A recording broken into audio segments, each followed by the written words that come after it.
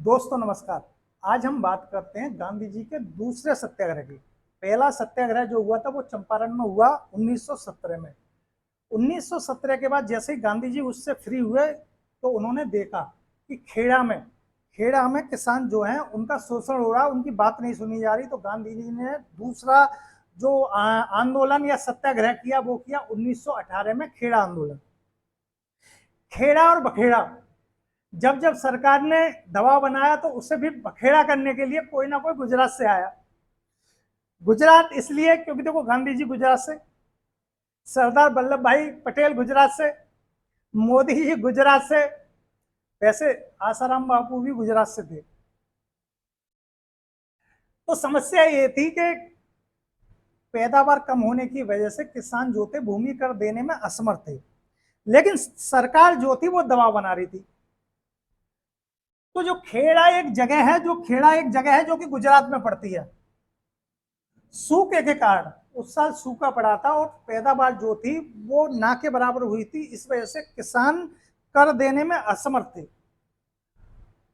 लेकिन एक उसमें यह बात थी कि भूमि कर नियम के अनुसार किसानों की हर किसी वर्ष पैदावार 25%, 25% से स्तर नीचे है तो उस वर्ष किसानों का जो कर था वो माफ कर दिया जाएगा, वो ही पूरा।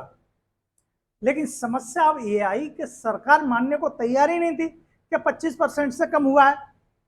किसान कह रहे थे कि जो पैदावार हुई है वो 25% से कम है, जबकि सरकार कह रही नहीं नहीं 25% नहीं, आपकी पैदावार ज्यादा हुई है, आप झूठ बोल रहे हैं। तो इस समस्या को लेकर खेड़ा में जो प्रवेश हुआ बखेड़ा करने के लिए सरकार का, वो हुआ महात्मा गांधी, सरदार वल्लभ भाई पटेल अहम भूमिका में रहे। जब महात्मा गांधी ने खेड़ा में अनशन चालू किया, आंदोलन चालू किया, तो जो किसान कर देने में समर्थ थे उनने भी कर देना बंद कर दिया। जो किसान असमर्थ थे, जो दे ही नहीं पाए, जिनकी फसल ही नहीं हुई, तो वो तो असमर्थ थे ही थे, लेकिन जो समर्थ थे, जिनकी पैदावार भी हुई थी, उन्होंने भी कर देना बंद कर दिया। अब इससे क्या हुआ कि सरकार को जो टैक्स मिल रहा था थोड़ा बहुत, वो भी बंद हो गया। सरकार के जो अधिकारी थे वो जो थे वो किसानों से चिढ़ गए या उन पर दबाव पड़ने लगा ऊपर सरकार से कि कैसे भी कर वसूल करा जाए। उसके लिए उन्होंने कि किसान कैसे भी लाइन पे आ जाए और हमें कर देना चालू कर दें, उसके लिए उन्होंने उन्हें कुर्की की धमकी दी, जेल में भी डाल दिया। लेकिन किसान झुके नहीं। झुके इसीलिए नहीं कि उन्हें पता था कि चंपारण में किसानों को न्याय दिलाने में महात्मा गांधी ने अहम भूमिका निभाई थी और उन्हें पता था कि इतना आसान नहीं है कि सरकार हमें झुका ले। जब जेल में किसानों को डाला गया तो उससे क्या था, जो खेड़ा आंदोलन जो था वो धीरे धीरे व्यापक होने लगा, जनता में आक्रोश बढ़ने लगा।